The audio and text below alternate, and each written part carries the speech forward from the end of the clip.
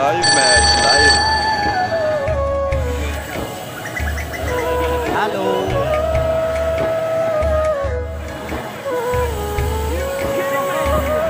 चौका भी हो गया, वाइट भी हो गई।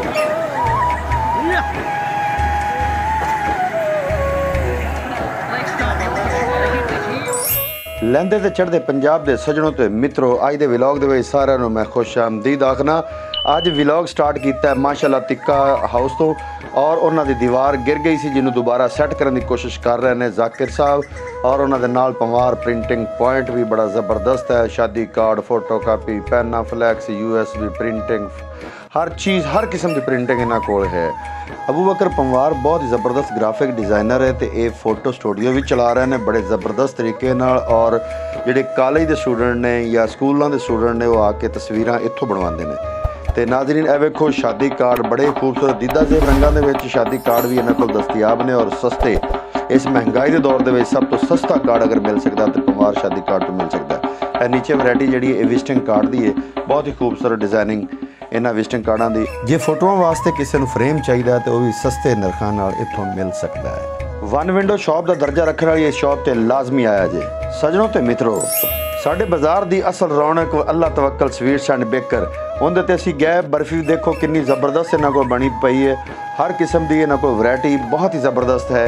फयाज अहमद भाई मिलते पे ने, बहुत ही खुश ने बर्फी खा के, और बच्चों वास्ते कुछ चीज़ खरीदने वास्ते आए ने। बड़े दिनों बाद आज मुलाकात हुई है। बेकरी के ओनर यंग स्टार बड़े ही प्यारे और पुरतपाक तरीके नाल मेरा इस्तकबाल किया। कहते उस्ताद जी आज तुहानू ताज़ा बनी हुई बर्फी लाजमी खवानी है। मैं चल रहा हूं फिर। मेरे 9वीं 10वीं के क्लास फैलो सईद भाई मैनू मिले तो बड़े खुश होए। बेकरी ते जाओ तो लेज ना खाओ, ये बेकरी वाले नाल ज़्यादती है। लैंदे पंजाब के सजनों ते मित्रों, इस तो पहले कि बर्फी खाइए उस तो पहले मिठा जा कमेंट कर देवो, तो मिठा जा सब्सक्राइब मेरे चैनल को कर देवो, तो लाइक कर देवो, तो शेयर कर देवो। बर्फी खा के स्वाद आ गया बादशाहो, बहुत मजेदार सी, बहुत शुक्रिया। बर्फी खा के दोस्तों असी आ गए हैं बाजार दे विच, जिहड़ी कि सड़क बनती पई नवीं, इस वजह तो ट्रैफिक जाम रहिंदी हर वेले। ते छोटा भाई अहमद जिहड़ा कई लैके पंजा जमाई कर रहा है, मिट्टी सीधी करने की कोशिश कर रहा है। उन्हां दे गवांढ उन्हां दा छोटा जिहा बेटा अब्दुल राफे भी मौजूद है। दोबारा अब्दुल राफे किन्ने प्यारे अंदाज है, तुहानू सारे रिक्वेस्ट कर रहा है कि मेरे ताए दा चैनल सबसक्राइब कर देवो, ते फिर कर दे